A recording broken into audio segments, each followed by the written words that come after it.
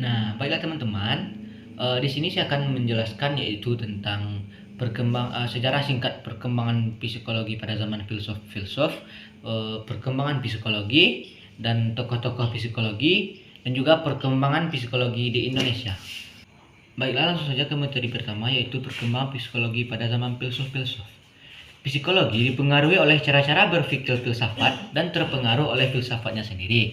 Hal ini dimungkinkan karena para ahli psikologi pada masa itu juga adalah ahli-ahli filsafat atau para ahli filsafat pada waktu itu juga ahli psikologi atau tentang kejiwaan. Pada zaman Yunani kuno, terkenal dua orang tokoh filsuf, yaitu Plato dan Aristoteles. Yang keduanya banyak menyelidiki hidup kejiwaan manusia serta alam ini. Baiklah, di sini ada 3 aliran psikologi yang muncul pada zaman filsuf. 1. Plato. Menurut Plato, dunia kejiwaan berisi ide-ide yang berdiri sendiri-sendiri, terlepas dari pengalaman hidup sehari-hari. Jiwa yang berisi ide-ide ini oleh Plato diberi nama Psis. 2. Aristoteles. Menurut Aristoteles, fungsi dari jiwa dibagi 2, yaitu kemampuan untuk mengenal dan kemampuan untuk berkehendak. 3. Augustine. Menurut Augustine, manusia pada dasarnya bersumber pada alam. Dalam diri manusia sudah ada 2 dorongan yang diberikan alam, yaitu dorongan jahat dan dorongan baik. Nah, selanjutnya kita masuk pembahasan yang kedua, yaitu tentang perkembangan psikologi. Nah, di sini pasti kalian bertanya-tanya, apa itu perkembangan psikologi? Baiklah, pada akhir abad ke-19 merupakan titik permulaan dari psikologi sebagai suatu ilmu pengetahuan yang berdiri sendiri, yaitu sejak Wilhelm Wundt Jerman tahun 1832 sampai 1920 melepaskan psikologi dari filsafat serta ilmu pengetahuan. Wundt adalah seorang pelopor usaha tersebut dengan mendirikan laboratorium psikologi yang pertama kali, yaitu pada tahun 1875. Kemudian, laboratorium tersebut disahkan dan diakui oleh Universitas Leipzig.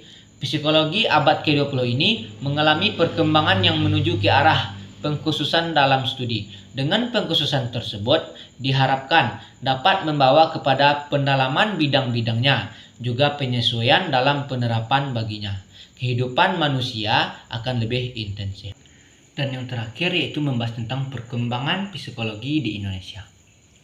Di Indonesia sendiri, psikologi mulai berkembang pada tahun 1952. Psikologi di Indonesia diperkenalkan oleh seorang profesor psikiater dari Universitas Indonesia yang bernama Slamet Imam Santoso pada tahun 1961, berdiri Fakultas Psikologi di Universitas Padjadjaran, Bandung yang diperkasai oleh anggota TNI yang juga dikirim ke Belanda dan Jerman untuk mempelajari psikologi dan kemudian ditempatkan di Angkatan Udara dan Angkatan Udara Bandung.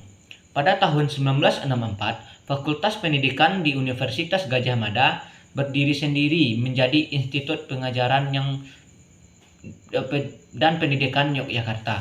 Namun jurusan psikologi yang terdapat di dalam fakultas pendidikan tersebut memilih untuk tetap di Universitas Gadjah Mada dan kemudian menjadi Fakultas Psikologi di universitas tersebut. Nah, itulah pembahasan dari saya tentang sejarah perkembangan psikologi beserta pembagian-pembagiannya. Semoga teman-teman paham dengan penjelasan dari saya. Apa itu psikologi, siapa tokoh-tokohnya, dan bagaimana perkembangannya di Indonesia. Saya Muhammad Al-Kifari mengucapkan banyak maaf apabila ada kata-kata saya yang kurang dimengerti. Wabillahi taufiq wal hidayah. Assalamualaikum warahmatullahi wabarakatuh.